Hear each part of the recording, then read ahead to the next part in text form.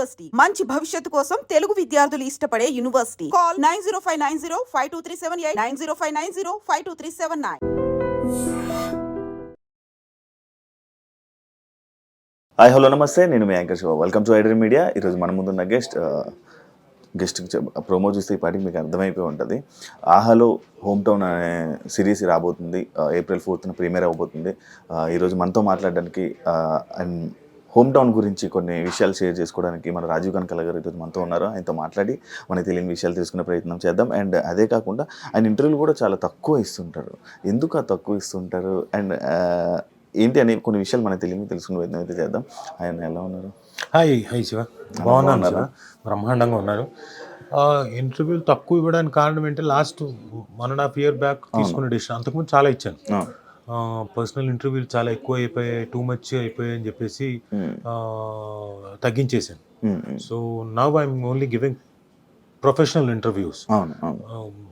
అయితే 1.5 year తర్వాత 1.5 year పైన అయిపోయింది. ఇప్పుడు యాక్చువల్గా నేను ఒకళ్ళకి బీబీసీలో, మీకు తెలిస్తే కనుక చెప్పండి, బీబీసీలో ఒక లేడీ ఉంటారు, ఆవిడకి ఇస్తాను. తెలుసా మీకు? ఐడియా లేదా, కనుక్కోవాలి. ఉంటే కనుక్కొని నాకు చెప్పండి. ఆవిడకి ఫస్ట్ ఇంటర్వ్యూ ఇస్తాను, మిస్ అయ్యాను. బట్ ఎనీవే కాంపన్సేట్ చేసి ఒక ఇంటర్వ్యూ ఇవ్వాలి ఆవిడకి. సో అదొకటి. అంటే కొంచెం మధ్యలో నేను లావ్ అయిపోవడం ఒకటి, లావ్ అయిపోయాను. దానివల్ల ఆ లావ్ అంటే తగ్గిన తర్వాత కొంచెం సన్నబడ్డ తర్వాత ఇద్దాం అనుకున్నా, అలాగే అలానే ఉంటారన్న. మీరు ఎప్పుడు చూసినా సేమ్ అదే. మధ్యలో లావ్ అయ్యాను, లావ్ అయిపోయాను. మీరు బబుల్ గమ్ రోషన్ సినిమా రిలీజ్ అప్పుడు చూస్తే అసలు ఎలా ఉంది, బుగ్గలు, మెడ ఇవన్నీ ఒకే దీంట్లోకి వచ్చేసాయి. సో అప్పుడు చాలా లావ్ ఉన్నా. సో ఇప్పుడు తగ్గాను, దాదాపు 20 kgs తగ్గాను. ఇంకా అదే ప్రాసెస్లో ఉన్నాను. అందుకని చెప్పేసి వెయిట్ చేశాను అంతే, అంతకన్నా ఇంకేం లేదు. క్యారమ్స్ వచ్చా మీకు? బ్రహ్మాండంగా. మీ హోమ్ టౌన్లో ఆడతారా? పెద్దలతో ఫ్యామిలీతో కూర్చొని అందరం కలిసి ఏదో సరదాగా ఆడినట్టున్నాం. ఏం మాట్లాడతారా నార్మల్గా? నేను నార్మల్గా చిన్నప్పుడు క్యారమ్స్ బాగా ఆడేవాడిని, చెస్ ఆడేవాడిని, 10 మనకి రింగ్ ఉంటుంది కదా, రింగ్ అది ఆడేవాడిని. ఆ తర్వాత షటిల్ ఆడేవాళ్ళం. అండ్ ఈ బాస్కెట్ బాల్ అవి నాకు రాదు. క్రికెట్ బాగా ఆడతాను.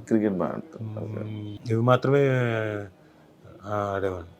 సరదా మనం సరే మొదలెట్టయితే నువ్వు కొట్టు ప్లీజ్, నువ్వు కొట్టు చెప్తా అన్న. నాకు రాదు, నన్ను ఏమనొద్దన్నా.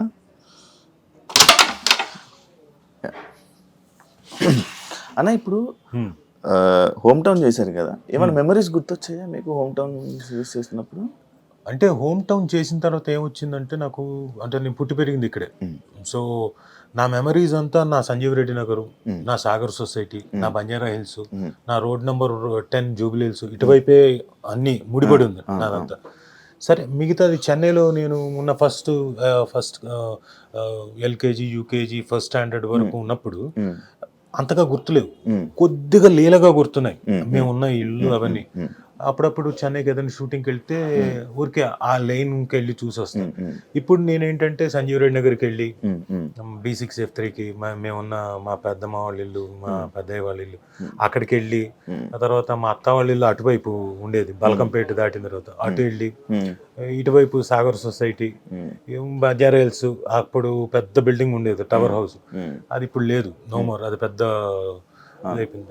అది మళ్ళీ సాగర్ సొసైటీ, మళ్ళీ రోడ్ నెంబర్ 10, ఇవన్నీ ఊరికే చూసుకొని వస్తాను. నా మెమరీస్ అన్ని ఇక్కడే. మా మదర్ది వచ్చి ప్రొద్దుటూరు, రాయలసీమ. వాళ్ళేమో 1950-51 టైంకి ఇక్కడికి మైగ్రేట్ అయిపోయారు.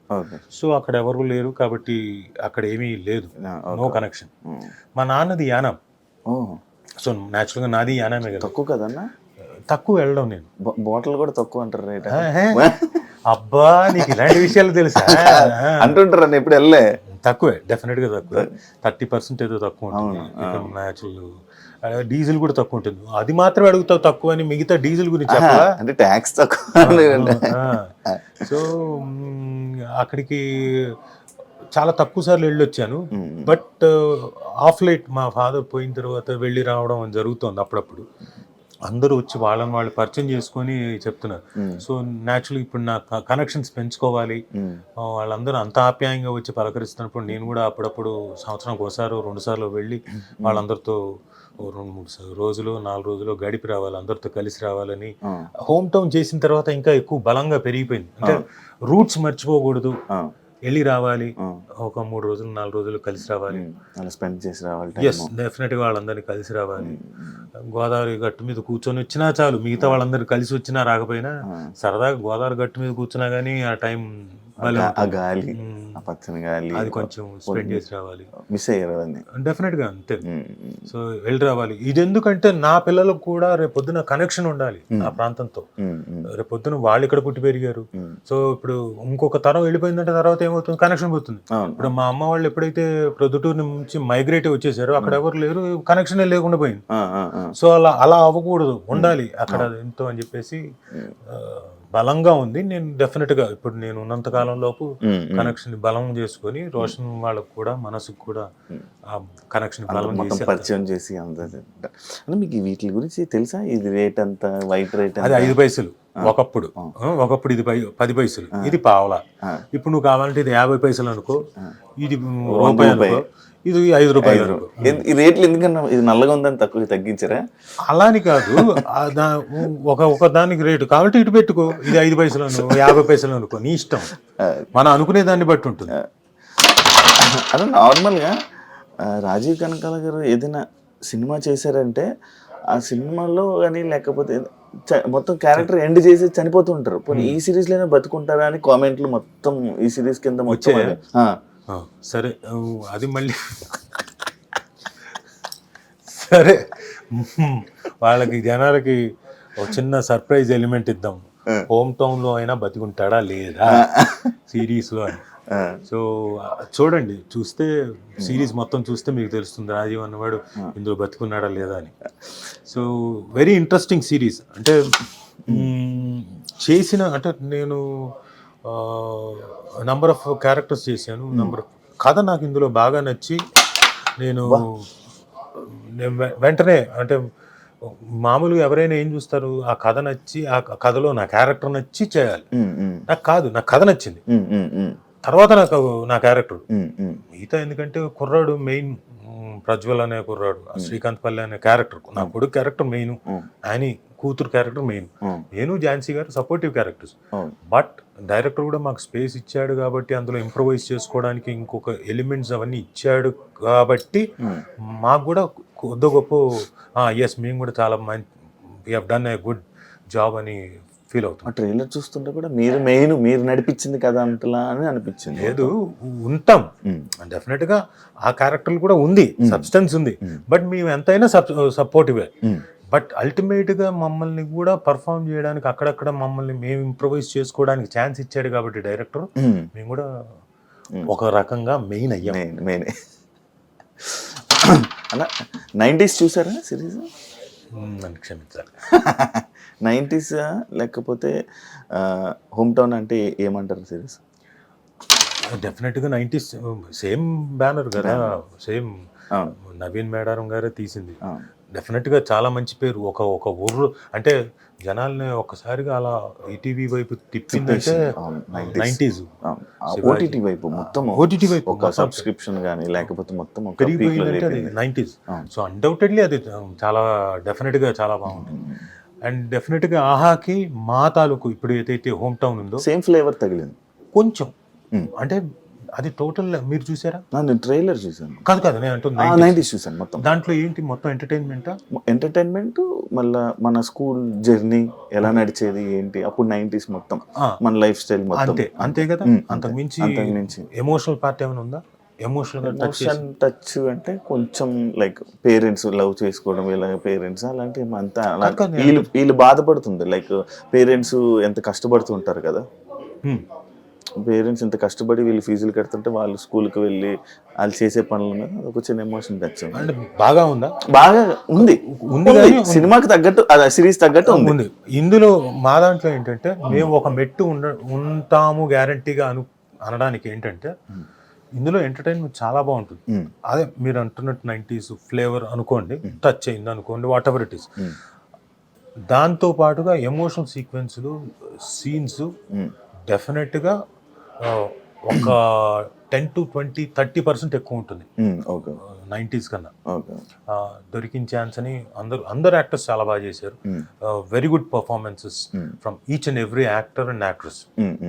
ఒకవైపు ఝాన్సీ గారు, ఇంకోవైపు యానీ, ఇంకోవైపు ప్రజ్వల్, సాయిరామ్, ఆ 90s లో చేసిన కుర్రాడు, అది అనిరుద్ధు, శ్రావ్య, ఇంకో అమ్మాయి హీరోయిన్, వీళ్ళు, తర్వాత వేణు పోల్సాని, తర్వాత సత్యనారాయణ అని ఇంకొక ఆయన, వీళ్ళందరూ అంజీ, ఎవ్రీవన్ వాళ్ళకి ఇచ్చిన క్యారెక్టర్ని ఎవరు వదిలిపెట్టలేదు. వాళ్ళ పరిధిలో చాలా బాగా చేశారు. అన్నయ్య మేము డెఫినెట్గా 90s కన్నా ఒక 10%, 20% ఎక్కువ ఉంటామని ఫీలింగ్, మా ఫీలింగ్. ఉంది, కొంచెం డిఫరెంట్ అవుతుంది, చెప్పలేము అల్టిమేట్గా. నా ఫీలింగ్ అది.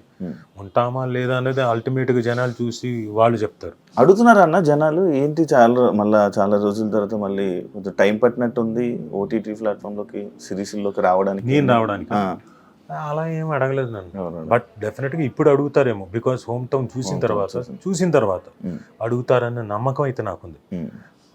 ఎందుకంటే డిఫరెంట్ క్యారెక్టర్ నేను పర్ఫామ్ చేయడానికి, అది చేయడం వల్ల నేను హోమ్ టౌన్ చేసేటప్పుడే లిటిల్ హార్ట్స్ అని ఇంకో సినిమా వచ్చింది నాకు. హోమ్ టౌన్ డైరెక్ట్ చేసిన అతను బైరాగి ఫిల్మ్స్ అని ఉన్నాయి, మన ఆదిత్య అని, ఆయన సినిమాలోకి నన్ను క్యాస్ట్ చేసుకున్నాడు. ఏది హోమ్ టౌన్ చూసి. హోమ్ టౌన్ లో షూటింగ్ జరుగుతున్న టైంలో. బాగుంది. యాక్చువల్గా ఇంకో ఇంట్రెస్టింగ్ ఎలిమెంట్ చెప్పనా, 90s వచ్చింది ఫస్ట్ నాకు, సుమకి, మా ఇద్దరి దగ్గరకు వచ్చింది. ఆ టైంలో అనుకోని కారణాల వల్ల ఏవో మాకు ఉన్న ప్రీ ఆక్యుపైడ్ దీనివల్ల చేయలేదు కదన్నా. మీ కాంబినేషన్ సుమా నేనా అంతకుముందు ఎప్పుడో చేసాం. ఇప్పుడు ఈ మధ్య ఏం లేదు, ప్లానింగ్ ఉందా ఏమైనా సిరీస్ మీ అబ్బాయితో కలిపి? అలాంటిది ఏం లేదు, ఏమైనా వస్తే చూడాలి. మనకైతే యాక్చువల్లీ మీ అబ్బాయి సినిమాలో ఫాదర్ క్యారెక్టర్ బాగా పండింది అని చెప్పి మీరెందుకు అన్న చేయలేదు? అలా ఏం కాదు, అంటే ఆ టైంలో నేను బిజీగా ఉన్నాను ఏదో సినిమాలు చేసుకుంటూ. అండ్ వాళ్ళ క్యారెక్టర్కి వాళ్ళు సరిపోతే బాగుంటుందని ఆ డైరెక్టర్ ఫీల్ అయ్యారు. ఎందుకంటే ఇప్పుడు ఆల్ డిపెండ్స్ ఆన్ డైరెక్టర్ కదా. ఎలా ఇప్పుడు వాళ్ళకి తెలియదు నేను ఆ డైలెక్ట్ అంత బాగా మాట్లాడతాం లేదు, తెలియదు కదా ఆ డైరెక్టర్. సో దానివల్ల న్యాచురల్గా అతను ఇదేమంటారు మన స్క్రూటినీకి వెళ్ళి ఆడిషన్స్లో వాళ్ళని సెలెక్ట్ చేసుకున్నారు. సో ఆ టైంలో అంటే ఆ క్యారెక్టర్కి తగ్గట్టుగా అనుకున్నారు. ఇప్పుడు ఫ్యామిలీ ఎమోషన్స్, సీరియస్, ఇది కొత్త జోనరా? నాకు అలా ఏం లేదు, ఇది అలాంటిదే ఇంచుమించు. ఒక family, middle class family, lower middle class family ఇంకా చెప్పాలంటే, వాళ్ళకుండే చిన్న చిన్న ఆనందాలు, చిన్నవి కాదు పెద్ద కష్టాలను ఎలా సాల్వ్ చేసుకున్నారు, ఎలా బాధపడ్డారు, ఎలా దాన్ని సాల్వ్ చేసుకున్నారు, ఎలా ఉన్న దాంట్లో ఆనందంగా బ్రతికారు, ఎలా పెద్ద డ్రీమ్స్ ఉంటాయి, ఆ పెద్ద డ్రీమ్స్ ని సాధించడం కోసం తల్లిదండ్రులు ఎలా కష్టపడతారు పిల్లల కోసం, అల్టిమేట్ గా అది తీరుతాయా లేదా, ఆ డ్రీమ్స్ తీరుతాయా లేదా తల్లిదండ్రులకి. అలాగే ఈ పిల్లలు తల్లిదండ్రుల తాలూకు ఆ డ్రీమ్స్ ని, ఆ డ్రీమ్స్ లాగా తల్లిదండ్రుల తాలూకు డ్రీమ్స్ ని, ఆ డ్రీమ్స్ కి వీళ్ళు కోఆపరేట్ చేస్తారా లేదా, మీ డ్రీమ్స్ మీదే మా డ్రీమ్స్ మావే అంటారా లేదా, ఇవన్నీ మీరు ఏప్రిల్ 4వ తారీఖున ఆహాలో ఖచ్చితంగా రిలీజ్ అవుతోంది. హోమ్ టౌన్ చూడండి, అప్పుడు తెలుస్తాయి మీకు అన్ని. అన్న బెండకాయ తింటే తెలివితేటలు వస్తాయి. మీరు ఎంతవరకు అన్నా మీ స్టడీస్ మొత్తం? నేను BA theatre arts, MA theatre arts. బెండకాయ తినడం వల్ల అది నేను బెండకాయ తిన్నా తినకపోయినా అది ఇన్ఎవిటబుల్గా నేను డిస్టింక్షన్లో పాస్ అవుతా ఆ సబ్జెక్టులు. మిగతా సబ్జెక్టులు అయితే నేను పాస్ అయ్యేవాడిని కాదు. ఎందుకంటే ఇంటర్ 10th అయిపోయింది, 10th ముక్కి మూలిగి ఫస్ట్ క్లాస్లో పాస్ అయిపోయాను. తర్వాత ఇంటర్మీడియట్, అది నేను తీసుకున్నదే CEC గ్రూప్. అది కూడా నేను వేస్టే, నాకేమి కుదరదు. ఎటువైపు నుంచి చూసినా నా వల్ల కాదు. అందులో ఎకనామిక్స్, సివిక్స్, కామర్స్ ఇవి నా వల్ల కాదు, అవ్వదు. ఏదో వెళ్ళేవాడిని కాలేజ్ దాకా, ఏదో సర్టిఫికేట్ కావాలి అంతే. దానికోసం వెళ్తే పక్కన మాకు స్కైలైన్, స్టెర్లింగ్ ఉండే థియేటర్, అక్కడికి వెళ్ళిపోయి ఇంగ్లీష్ సినిమాలు చూసేవాడిని. క్లాస్లోకి వెళ్ళేవాడిని కాదు. మధ్యలో మాత్రం అప్పుడప్పుడు అటెండెన్స్ ఉండాలి కాబట్టి అలా వెళ్ళి వచ్చేవాడిని. సో మొత్తానికి ముక్కి మూలిగి 2nd క్లాస్లో పాస్ అయ్యాను. నా కోసమే అన్నట్టుగా తెలుగు యూనివర్సిటీలో first time BA theatre arts అనే కోర్స్ పెట్టారు. అంటే మామూలు ఎలాగైతే బిఏ ఉంటుందో అలాగే బిఏ Theatre థియేటర్ arts. థియేటర్కి సంబంధించి అంటే యాక్టింగ్ థియేటర్ దీనికి సంబంధించి దాంట్లో డిస్టింక్షన్ నాకు తెలిసిన సబ్జెక్ట్ కదా. నేను చిన్నప్పటి నుంచి అందులో కోరుకున్నది పుట్టి పెరిగింది. నేను అలవోకగా ఆడుకుంటూ తిరిగింది. సో కాబట్టి అందులో ఎస్ డిస్టింక్షన్లో పైగా నాకు స్కాలర్షిప్. ఆ 3 ఏళ్ళు బిఏ అయిపోయింది. ఆ తర్వాత మళ్ళీ ఎంఏ థియేటర్ ఆర్ట్స్ జాయిన్ అయ్యాను. అది కూడా నాకు డిస్టింక్షను. తర్వాత అయితే జాయిన్ అయ్యేటప్పుడు ఆ తర్వాత మళ్ళీ నేను ఫస్ట్ క్లాస్లోనే పాస్ అయ్యాను.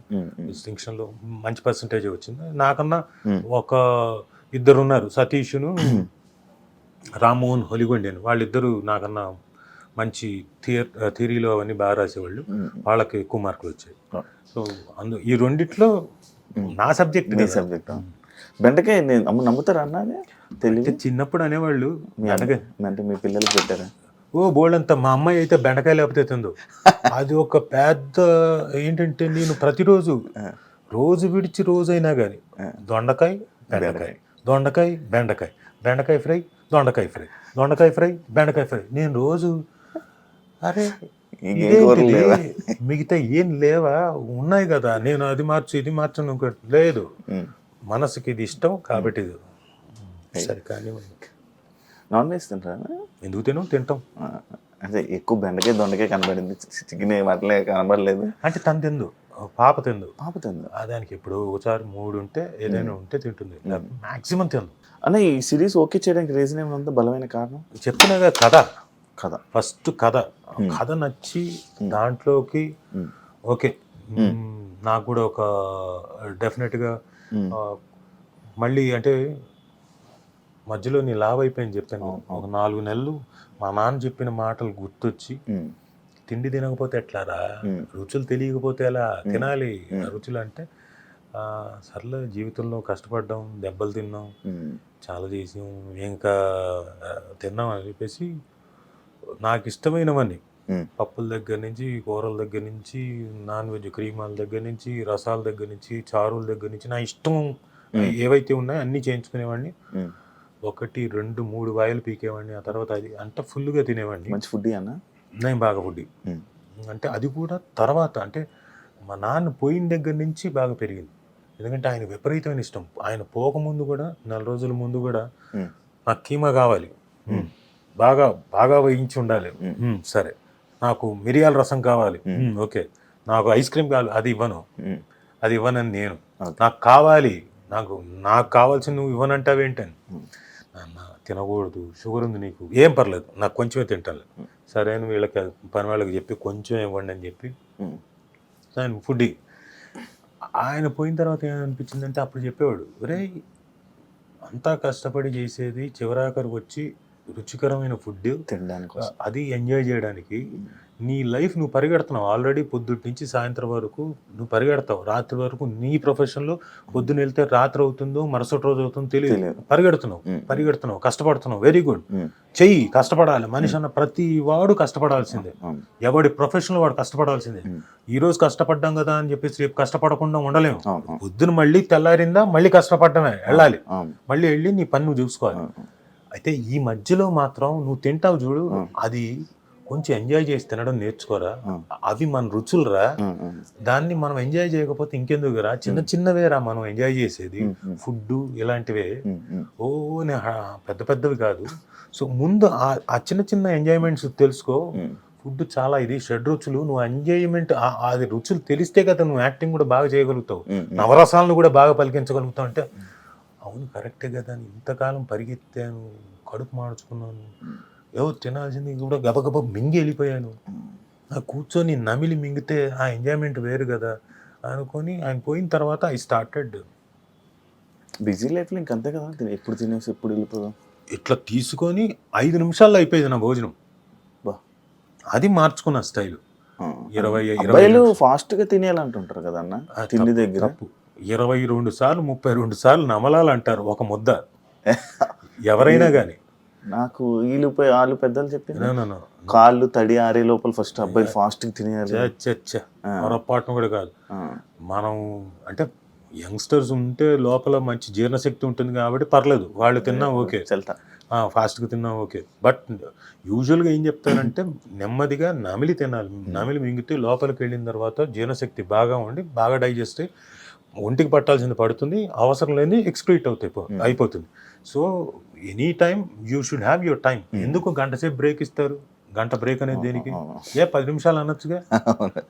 గంట ఎందుకు ఇచ్చారు మరి మధ్యాహ్నం గంట సేపు అని? ఆ గంటలో మీరు at least you should take your 30 minutes time for eating. అది కూడా ఎలా? ఆ రుచుల్ని ఎంజాయ్ చేయకపోతే ఇంకెందుకు? ఏం తిన్నావురా, ఏం రుచి, అది ఏం రుచి, అది కారమా లేకపోతే పులుపా అనుకుంటూ డౌట్లు వస్తేలా? తిన్నది ఎంజాయ్ చేయాలి, లాలాజలం మీకు నోరు ఊరాలి మీరు తినేటప్పుడు, మీరు అది ఆస్వాదించాలి. సో ఇవన్నీ గుర్తుకొచ్చి నేను నా టైంలో ఫుల్గా ఒక 4 నెలలు ఫుల్గా తిన్నాను. నైట్ టైం ఐస్ క్రీమ్లు కానివ్వండి, నా స్వీట్లు, ఎవ్రీడే స్వీట్లు 1/2 kg తినేవాడు. స్వీట్ పిచ్చా అన్న మీకు? స్వీట్ అంటే స్వీట్ క్రేవింగ్స్ ఉండేది, బట్ ఆ టైంలో మాత్రం 1/2 kg తినేవాడు. నైట్ మాత్రం నైట్ 1/2 kg. అలాగే ఐస్ క్రీమ్ తిన్నప్పుడు ఏం చేసేవాడిని అంటే 750 ml అంటే దాదాపుగా పావు లీటర్ అంటే కేజీకి పావు కేజీ తక్కువ అలా తినేవాడిని. దాంతో ఏమైపోయానంటే 4 నెలలు 5 నెలల స్పాన్లోనే బాగా లావ్ అయిపోయాను, నాకు తెలియకుండా లావ్ అయిపోయాను. షుగర్స్ కదన్న ఫుల్. ఇప్పుడు సన్నగా అవుతున్నాం మళ్ళీ కష్టపడి కడుపు మార్చుకొని. కానీ అలా అని చెప్పేసి రుచుల్ని మిస్ అవ్వట్లేదు, ఆ రుచుల్ని ఎంజాయ్ చేస్తూనే కొంచెం ఎంజాయ్ చేస్తూనే అలా కోట శ్రీనివాసరావు గారు లాగా